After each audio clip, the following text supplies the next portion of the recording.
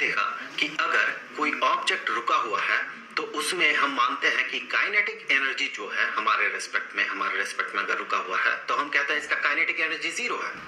वहीं अगर वही बॉल मूव करने लगता है तो अगर उसका स्पीड v होता है तो हम कहते हैं कि उसका जो काइनेटिक एनर्जी होता है इस केस में ये बराबर होता है हाफ इंटू इसका मास इंटू ये जिस स्पीड से मूव कर रहा है उस स्पीड का स्क्वायर। उसी तरह से हमने पोटेंशियल एनर्जी भी देखा था कि अगर मान ले ग्राउंड में एक ऑब्जेक्ट रखा हुआ है और कुछ ऊपर एक ऑब्जेक्ट रखा हुआ है तो इन दोनों का पोटेंशियल एनर्जी सेम नहीं होगा। अगर हम मानते हैं कि यहाँ पर इसका जो पोटेंशियल एनर्जी है ये Pe1 है और साथ ही साथ यहाँ पर इसी ऑब्जेक्ट का पोटेंशियल एनर्जी Pe2 है तो ये दोनों बराबर नहीं होंगे। क्यों? क्योंकि ये ऊपर रखा गया है और ऊपर चढ़ाने के लिए इस पे कुछ काम करना पड़ेगा, वही काम इसके पोटेंशियल एनर्जी के तौर पे स्टोर रहेगा। तो यहाँ पर हम कहते हैं जो चेंज इन पोटेंशियल एनर्जी होता है, change in potential energy in दोनों केसेस में, इन दोनों को अगर कंपेयर करें तो, और ये डिस्टेंस, ये हाइट अगर h होता है तो हम कहेंगे ये बराबर होता है इसका मास, इस ऑब्जेक्ट का mass into acceleration due to gravity इस रीजन में जो है। सो एक छोटे डिस्टेंसेस के लिए या छोटा हाइट के लिए ये कांस्टेंट हम मानते हैं। So acceleration due to gravity into जो हाइट है वो, आप इसे चेंज इन हाइट भी कह सकते हैं। सो ये डेल्टा एच है, चेंज इन हाइट, इन दोनों हाइट्स के बीच में जो डिफरेंस है ये।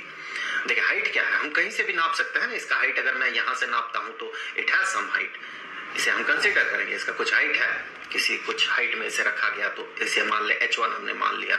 उसी तरह से इस हाइट को हम h2 कहेंगे, दोनों का डिफरेंस जो होगा वो होगा डेल्टा एच। तो इसीलिए ये जो चेंज इन हाइट का कॉन्सेप्ट आता है ये यहाँ पर आता है। अब हमें पता है from law of conservation of energy कि एक आइसोलेटेड सिस्टम का जो टोटल एनर्जी होता है वो कंजर्व्ड रहता है। Energy can neither be created nor be destroyed. So isolated system में अगर बाहर से कोई इंटरेक्शन ना हो, मान ले एक ऑब्जेक्ट है, इसमें बाहर से कोई इंटरेक्शन नहीं हो रहा है, तो इसका जो एनर्जी होगा, टोटल एनर्जी, ये कंजर्व्ड रहेगा। बाहर से इंटरेक्शन मतलब कि बाहर से कोई इस पे फोर्स अप्लाई नहीं कर रहा, मैं इसे धकेल नहीं रहा हूं इस डायरेक्शन में या फिर नीचे की तरफ। सो कोई इसे फोर्स अप्लाई नहीं कर रहा इस पे। कौन फोर्स अप्लाई कर रहा?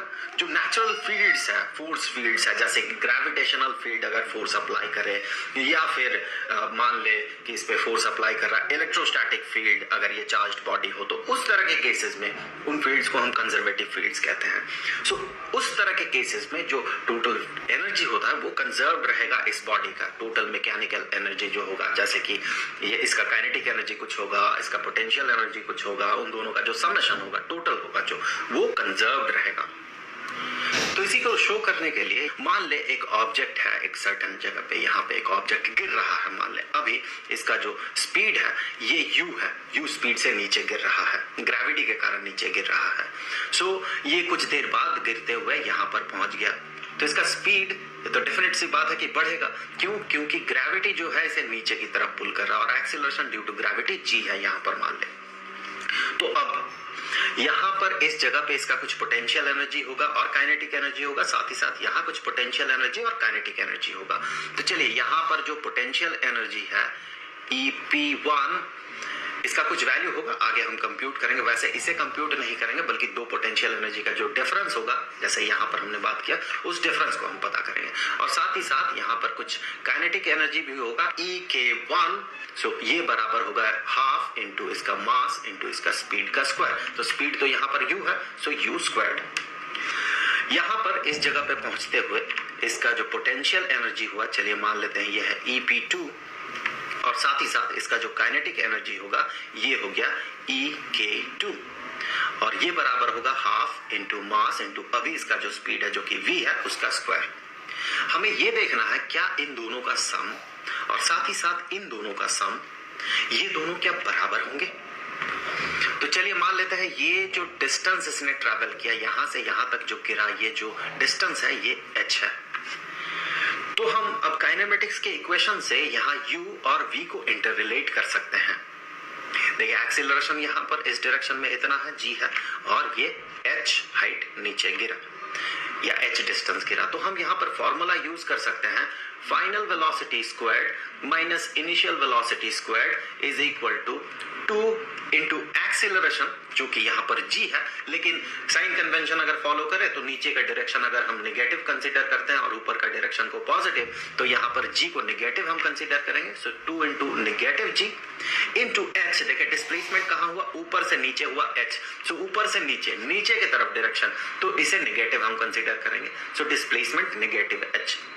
यहीं से आगे हम कह सकते हैं कि v squared minus u squared is equal to 2 into G into H.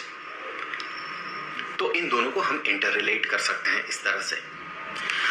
आप यहां पर देखें कि ये जो पोटेंशियल एनर्जी का डिफरेंस होगा, दोनों पोटेंशियल एनर्जीज का डिफरेंस, वो कितना होगा।